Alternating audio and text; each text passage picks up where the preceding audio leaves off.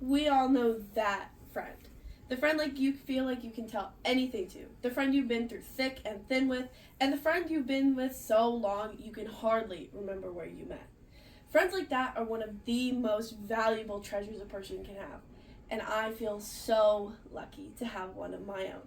My friend named Ruby is probably one of my favorite people on the planet, and now I finally have an excuse to talk about them to an audience that has to listen.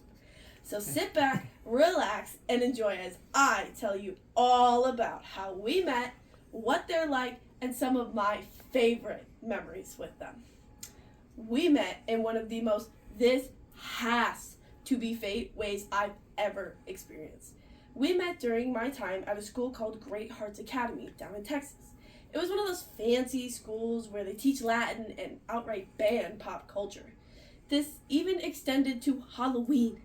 When you dressed up for the holiday, you were supposed to go as some sort of historical costume or figure. Little fourth grade me decided to go as one of my favorite Greek goddesses, Athena. As I was walking into school, I saw someone dressed as a goddess. I managed to hear them say the name, Minerva. Now, for context, Minerva is basically just the Roman form of Athena. And when my little brain made this connection, I basically ran up to them and announced, "You're me!" without elaborating further at all. I sought them out at recess, explained why I said that, and we've been best friends ever since. I still think how we met was totally fate. I mean, what are the odds that we were the same goddess and we got along so well? Now, that's very cute and all, but you might be wondering what kind of person can put up with me for so long. I mean, I'm a talker on a bad day, and I practically spitfire words at people on a good day. But they always listen to my stories and even add on with their own funny moments or points. They even let me tell the same story twice when I forget I've already told it to them. We can talk about our interests for hours to each other, and more often than not, we already have incredibly similar interests. I'll tell her about a show I like, only to find out that she's already watched it. Plus, she's really funny, but don't let that distract you from the fact that she's really caring as well. While she will make fun of me sometimes, but I know when I need her, she'll always support me and be there for me. After all of that, I think it's time to share some of my absolute favorite messages and memories from them. Because they still live in Texas, while I live up here in Nebraska, we do a lot of texting and calling.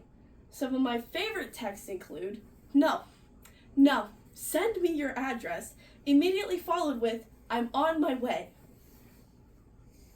A fan favorite of mine is also, do I have to use real money? And to top it all off, sandwiches, too far. I'm clicking the freak this guy button. And as a reminder, these are all real texts they sent to me. No exaggerations. As for memories, one of my favorites is one of the first times I ever went over to their house. I don't know how we got on the topic, but I made a bet that I could literally lift them up, and they doubted me, so I just picked them up and set them down. The shock on their face will forever live in my memories.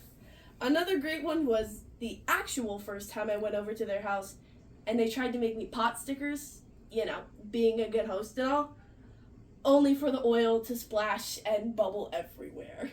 I about died laughing, but I managed to help them get the oil under control. After enduring everything from how far away I live to burnt pot stickers and even high school together, it's easy to see how this friendship has lasted 7 years and is still going strong. They're my best friend, my oldest friend, and one of the most amazing people I know. If I didn't have them, I think I'd be a lot crazier than I already am. Being friends with them has changed my life for the better, and I think everybody needs a Ruby in their life.